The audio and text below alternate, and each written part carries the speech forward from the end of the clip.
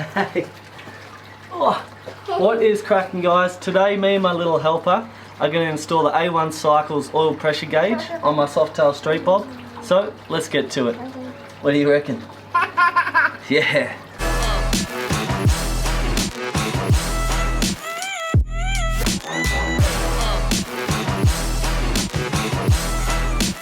Alrighty, so the very first thing to do is to determine which oil port you want to install your AN fitting.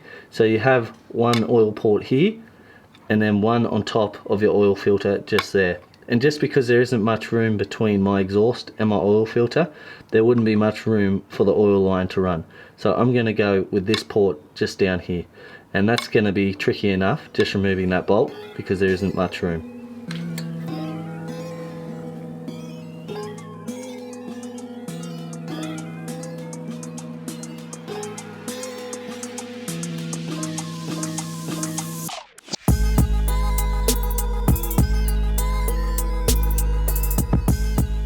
Alrighty, so whilst that paper towel is soaking up all that oil, I'm going to install the oil pressure gauge on top of the rear rocker cover.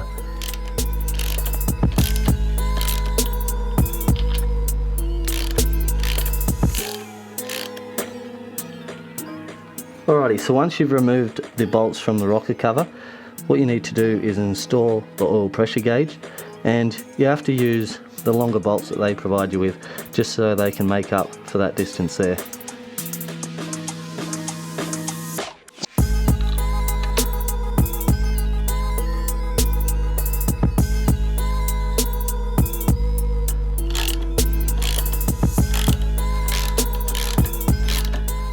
Alrighty, so the torque settings on the rocker cover bolts is 120 foot-pounds.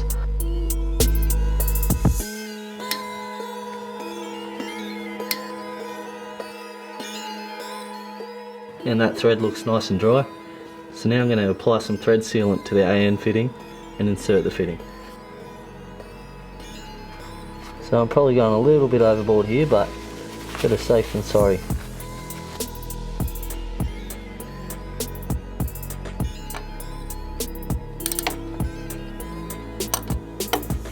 Alrighty, so now I'm going to run the oil line.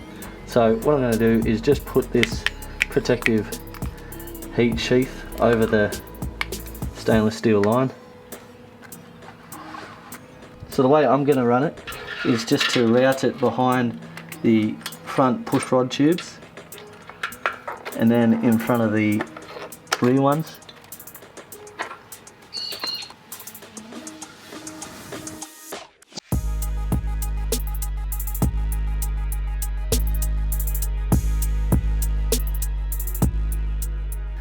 Alrighty, so once you're happy with the placement of the heat shrink, just disconnect your oil line, feed it back through, and then apply a heat gun to the heat shrink just to get it to shrink down, obviously.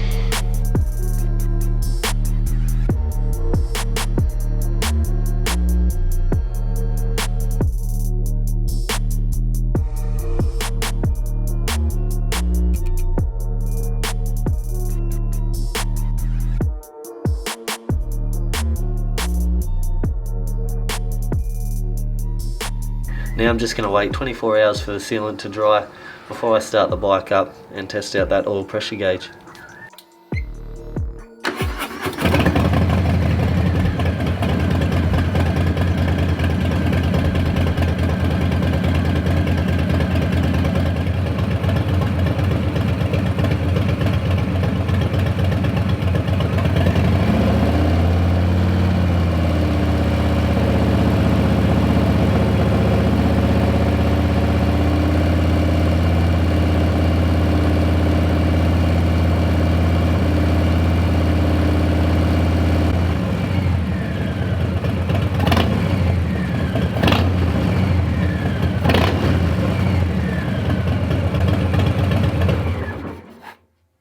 Alright guys, so that's the A1 Cycles oil pressure gauge installed, and I've got to say it was an absolute piece of cake to whack on the bike. All up it probably took me only half an hour to throw on there. Just a little tip, if you are going to whack this on your bike, just be careful that you don't cross thread the bolts which go into the rocker cover. That would be a nightmare. And also that oil feed line bolt that you whack down the bottom there, it's a tapered thread, so you really don't want to crank down on that too hard. as you can possibly crack your casings, so just be very careful. Another thing I will say is just the housing to the oil pressure gauge sort of sticks out a little bit with the wrinkle black rocker covers. I would have preferred if it was a wrinkle black or even a matte black finish, but just because the company provides it in a gloss black or a chrome, obviously I went with the gloss black, which isn't too big of a deal because I got plenty of aftermarket parts on the bike which are gloss black, being the push rod covers, the aftermarket air cleaner, and even the side covers that I got powder coated in a gloss black. So I think it sort of ties in with them where it doesn't clash too much, but yeah, it is a little bit noticeable on those rocker covers, but it doesn't bother me too much. Another thing I'll say is the oil pressure gauge is operating perfectly as per the manual. As you could see, right when I started the bike up, the oil pressure shot right up and it went quite high. And that's obviously because the line was building pressure and it was sending all that pressure into the gauge. So once it sort of mellowed out, the oil pressure dropped a bit, and you could see that the oil pressure was quite low just when it was at idle. But as per the manual, they say get the bike up to operating temperature, being warm, and then set your revs to 2000 RPM, and the range should be between 30 and 38 PSI. And as you could see, it was running perfectly in between both of those ranges. So I've got to say I'm extremely happy with that, as I know my engine's performing well and it's building the oil pressure that it should.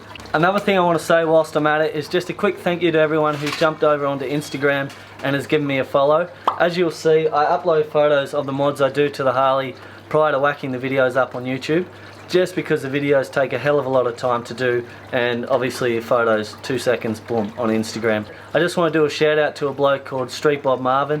Mate, you're a bloody legend. Thanks very much for all the positive feedback and inboxes you've been giving me. Just encourages me to keep going with the channel and doing what I do. So yeah, cheers mate, thanks for that. So yeah, that's going to do it for this one. As always, thanks very much for watching, and I'll catch you on the next one. See ya.